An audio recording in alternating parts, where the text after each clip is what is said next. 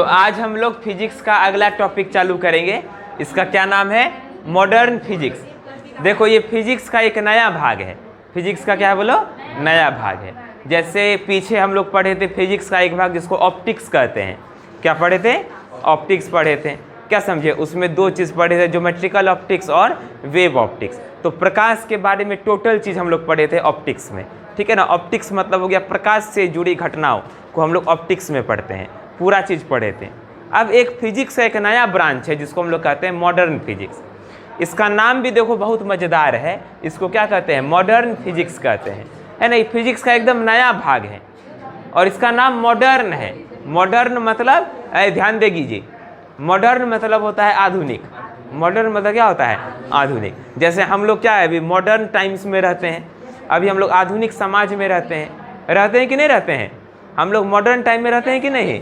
हम लोग आधुनिक समाज में रहते हैं। इतिहास भी पढ़ते हैं तो इतिहास का भी तीन भाग है, हिस्ट्री का भी तीन भाग होता है। एक होता है एंशिएंट हिस्ट्री, एक होता है मेडाइवल हिस्ट्री, एक होता है मॉडर्न हिस्ट्री। क्या समझे? एक प्राचीन इतिहास, एक मध्यकालीन इतिहास और एक आधुनिक इतिहास।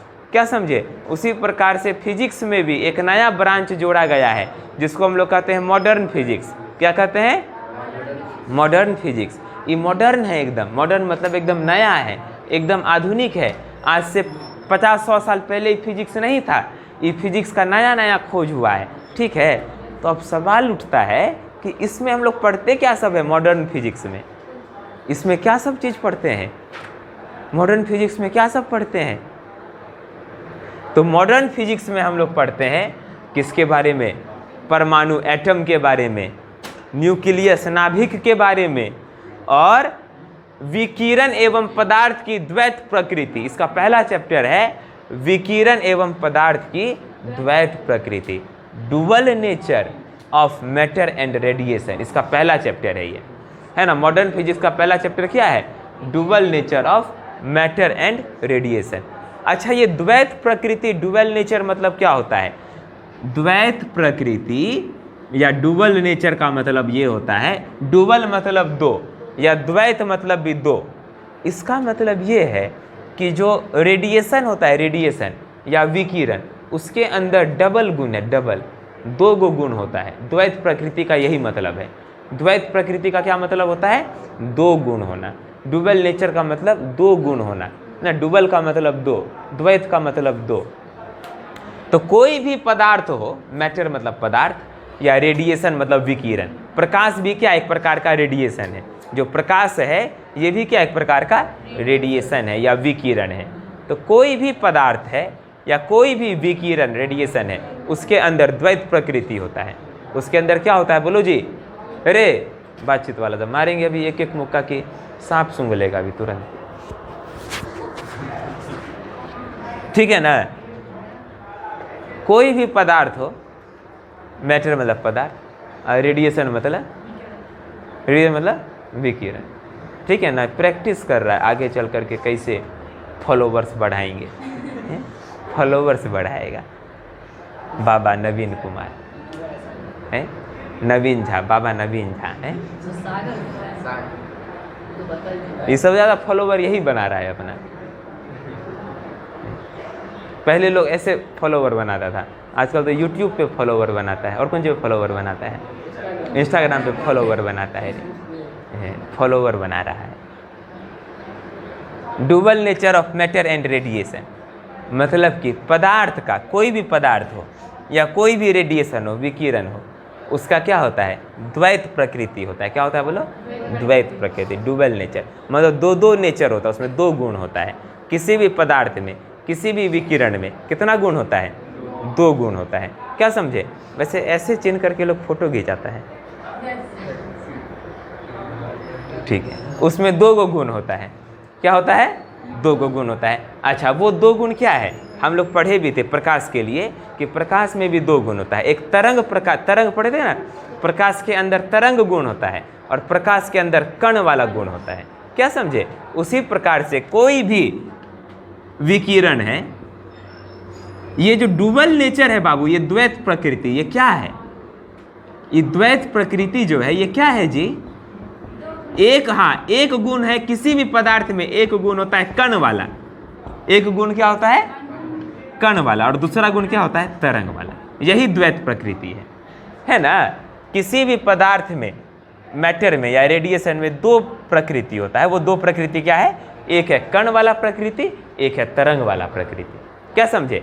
तो तरंग वाला प्रकृति ये हम लोग पीछे वेव ऑप्टिक्स में पढ़े थे, है ना। वेव ऑप्टिक्स जो प्रकाश का पढ़ाए, है ना, हाइगेंस का सिद्धांत, बाकी यंग का वो सब जो पढ़े थे, तो वो सब हो गया तरंग में, है कि नहीं। तो हर पदार्थ का दो प्रकृति होता है, कण वाला प्रकृति भी होता है, पार्टिकल वाला स्वभाव भी होता है, और वेव वाला स्वभाव भी होता है। हर चीज में बाबू ये दो गुण होता है, किसी भी पदार्थ में ये दो गुण होता है। कौन कौन गुण? कण प्रकृति और तरंग प्रकृति। दो प्रकृति क्या सब है, कण प्रकृति और तरंग प्रकृति। हर चीज में होगा ये, हर चीज में। अब देखो, ये समझने के बाद आगे हम लोग चर्चा करेंगे प्रकाश। प्रकाश का सबसे छोटा कण जो होता है, इसको क्या कहते हैं, इसको फोटोन कहते हैं। प्रकाश के सबसे छोटे कण को क्या कहते हैं, फोटोन कहते हैं। प्रकाश के सबसे छोटे कण को फोटोन कहते हैं। क्या कहते हैं, ऐसे होता है सर, फोटोन कहते हैं। प्रकाश के सबसे छोटे कण को क्या कहते हैं, फोटोन कहते हैं।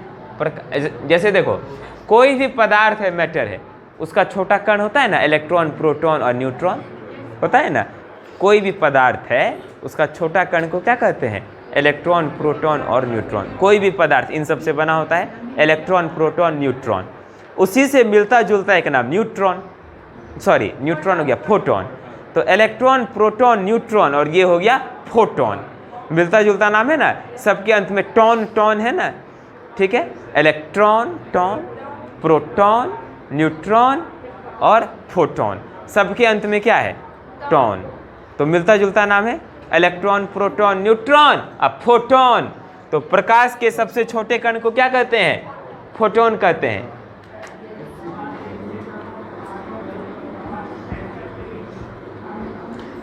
तो बोलेगा लाइट का fundamental particle of light is known as photon. Fundamental particle,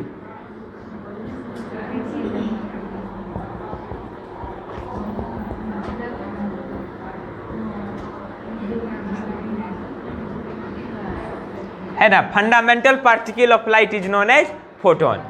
light का फंडामेंटल पार्टिकल, सबसे छोटे कण को क्या कहते हैं, फोटोन कहते हैं। फोटोन कहते हैं, याद रहेगा ना। प्रकाश के सबसे छोटे कण को क्या कहते हैं, फोटोन कहते हैं। अब फोटोन के कुछ गुण के बारे में चर्चा कर लेते हैं। सर ये तो लिखते चलेंगे, देखते चलो बाबू, सबका मुंह देखते चलो। फोटोन के गुण,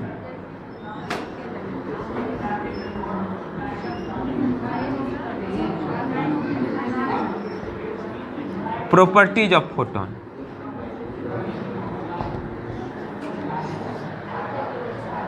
है ना, प्रॉपर्टीज ऑफ फोटोन। फोटोन के गुण, प्रॉपर्टीज ऑफ फोटोन।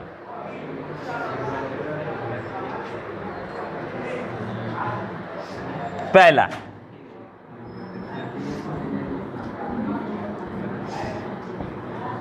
फोटोन का द्रव्यमान लगभग शून्य होता है। फोटोन का द्रव्यमान क्या होता है,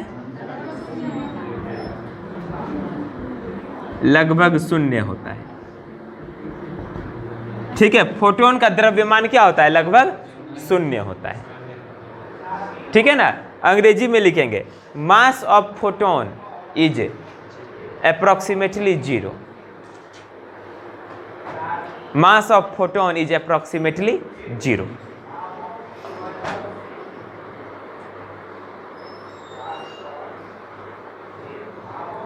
mass of photon is approximately 0। Photon का द्रव्यमान लगभग शून्य होता है।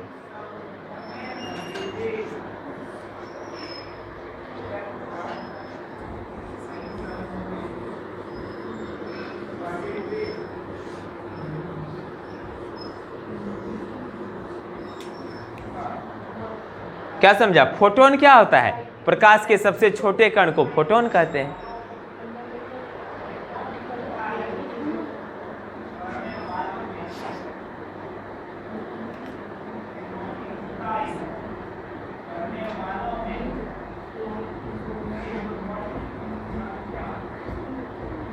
एक फोटोन की ऊर्जा क्या होती है जी? एक फोटोन की ऊर्जा, फोटो खींचती है ना फोटो, तो उसी से बना है, फोटो से बना फोटोन।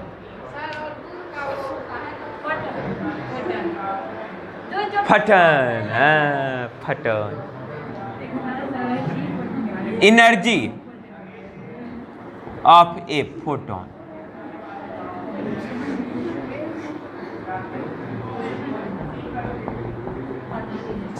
एक फोटोन की एनर्जी होती है hc/λ। एक फोटोन की एनर्जी क्या होती है? hc/λ। एक फोटोन का एनर्जी कितना होता है? hc/λ होता है।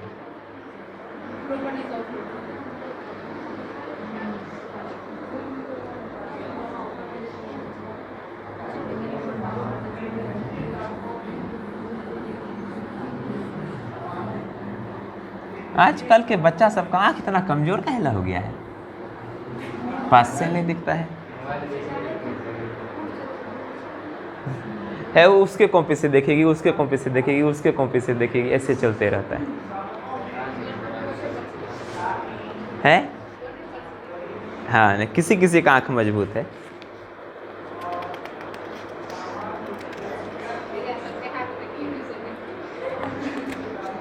पहले तो तुम उसका नाम गलत बोली है, क्षमा मांगो उससे। हाँ, क्षमा मांगो, गलती हो गया दीदी बोलो।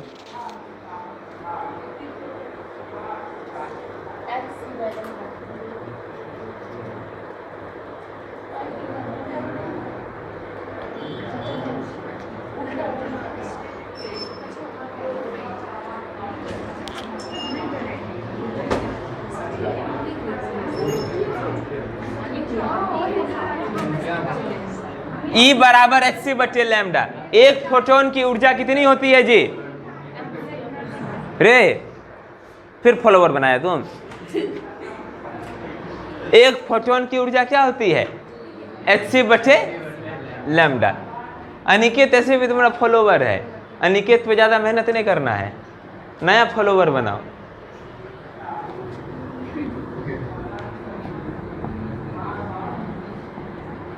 H को बोलते हैं प्लैंक्स कांस्टेंट।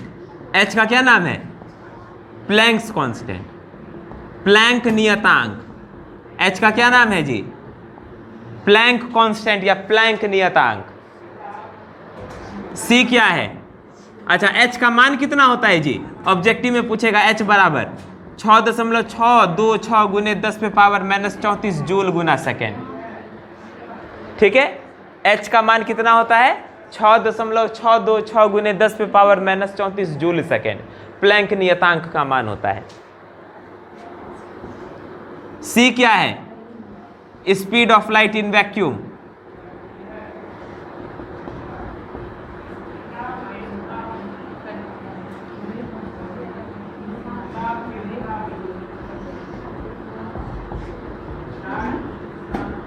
निर्वात में प्रकाश की चाल।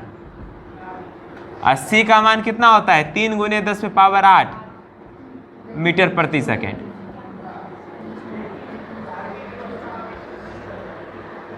तो H और C का मान तो फिक्स है।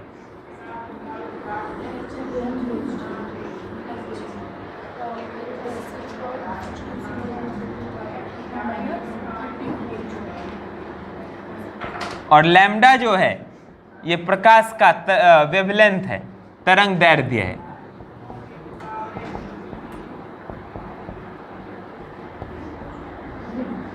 तो किसी भी फोटोन की ऊर्जा होती है hc/λ। एक फोटोन की ऊर्जा होती है hc/λ।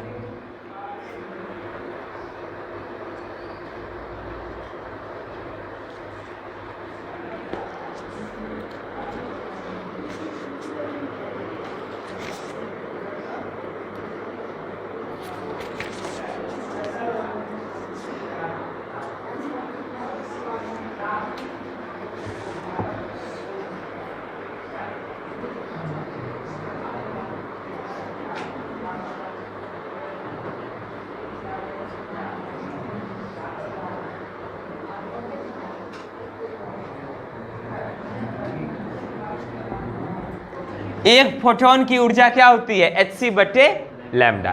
यहाँ h बाबू एक बहुत महत्वपूर्ण कांस्टेंट है। h जो है एक बहुत महत्वपूर्ण कांस्टेंट है, नियतांक है, जिसका नाम है प्लैंक नियतांक। क्या नाम है? प्लैंक नियतांक। प्लैंक एक जो है ना वैज्ञानिक थे, उनके नाम पर है। प्लैंक एक वैज्ञानिक थे, उनके नाम पर है प्लैंक नियतांक, जिसका मान क्या होता है? ऑब्जेक्टिव में पूछता है प्लैंक नियतांक का बोलेगा मान कितना होता है, तो 6.626 × 10⁻⁻34। कई बार इसका SI मात्रक पूछ लेता है। इसका SI मात्रक जूल गुना सेकेंड, जैसे जूल ऐसे सेकेंड, तो जूल गुना सेकेंड, ठीक है ना। प्लैंक नियतांक का SI मात्रक जूल गुना सेकेंड। इसका विमा भी पूछ लेता है, प्लैंक नियतांक का विमा। अभी बताएंगे प्लैंक नियतांक का विमा।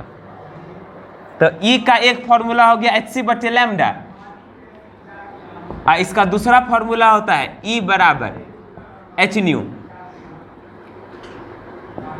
फोटोन की ऊर्जा का दूसरा फॉर्मूला क्या है? hν। h ये न्यू, सो न्यू पढ़ते हैं, न्यू पढ़ते हैं। ऐसे भी मत लिखना, ऐसे नाचता हुआ भी है, ये नाच रहा है भी। देखो ऐसे नाच रहा है ना, दोनों हाथ को ऐसे नाच रहा है, जैसे लोग नाचता है, हाथ ऊपर करके नाचता है ना जी।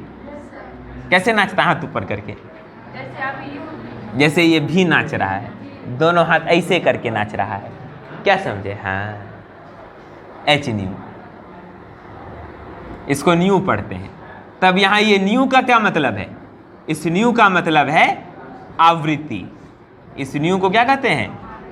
तरंग का जो आवृत्ति होता है, आवृत्ति।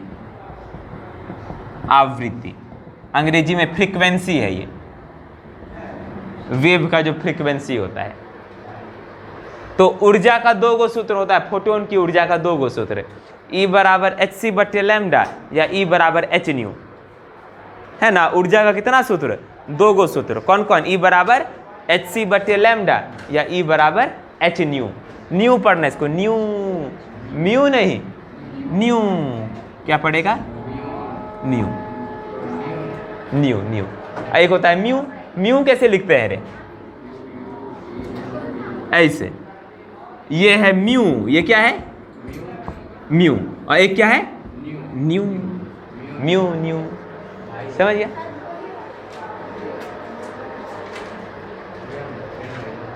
एक फोटोन की ऊर्जा हो गई।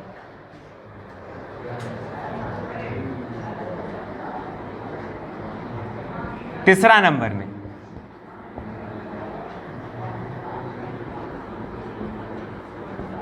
एक फोटोन का संवेग।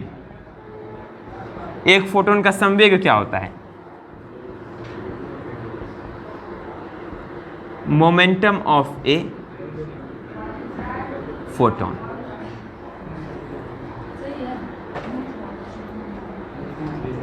P = h/λ।